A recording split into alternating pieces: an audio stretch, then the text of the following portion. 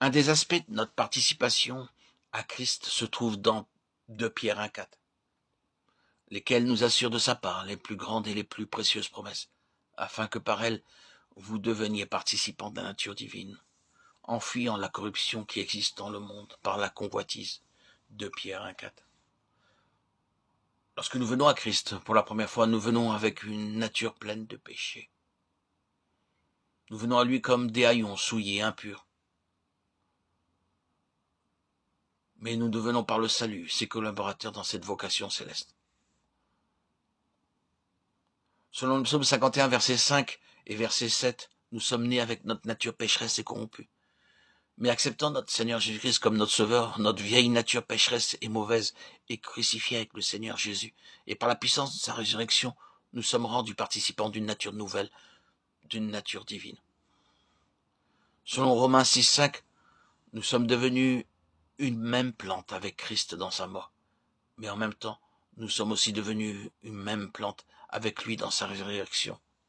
En effet, si nous sommes devenus une même plante avec lui par la conformité à sa mort, nous le serons aussi par la conformité à sa résurrection. Romains 6, 5. Cette expression devenir une même plante renferme la même pensée que celle d'une greffe. De nos jours, les meilleures qualités de fruits sont obtenues au moyen des greffes. Les arbres, qui jusqu'alors ont produit des fruits trop petits et aigres, sont amenés par ce moyen à porter des fruits délicieux. En Inde, par le moyen de la greffe, on produit désormais toutes sortes de fruits, des pommes, des pêches, des poires, des oranges, et beaucoup d'autres encore. J'ai vu moi-même aux Indes des arbres qui produisaient des petits fruits aigres de mauvaise qualité, et qui, après avoir subi une greffe, produisent des fruits beaux et succulents. On effectue tout d'abord une entaille, dans laquelle on introduit une branche d'un autre arbre. Ainsi, quelquefois dans un temps très court, 2 ou 3 ans, la nature de l'arbre est complètement changée.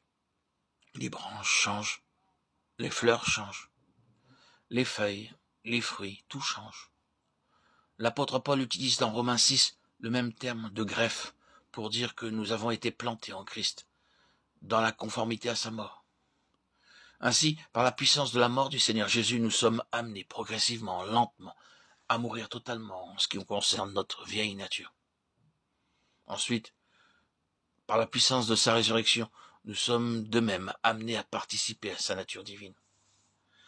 Cette puissance de résurrection agit et se déploie en nous dans 3 directions. En premier lieu, par la puissance de sa résurrection, nous devenons justes devant Dieu, lequel a été livré pour nos offenses et est ressuscité pour notre justification.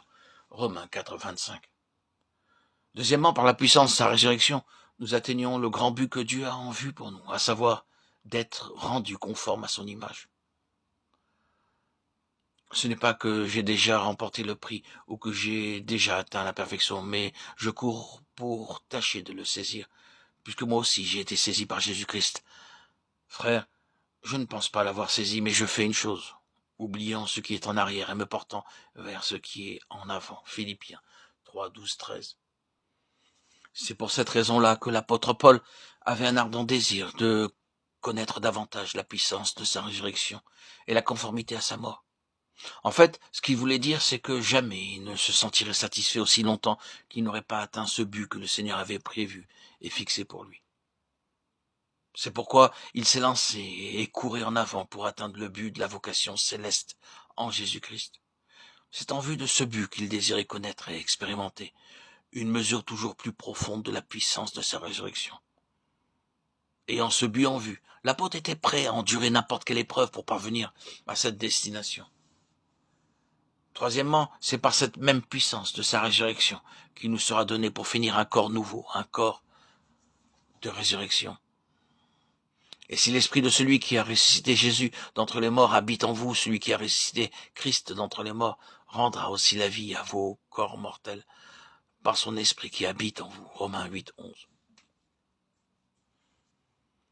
Par cette puissance de résurrection par laquelle le Seigneur Jésus lui-même est ressuscité, par cette puissance qui est déversée en nous, nous recevrons finalement un corps nouveau, un corps de résurrection.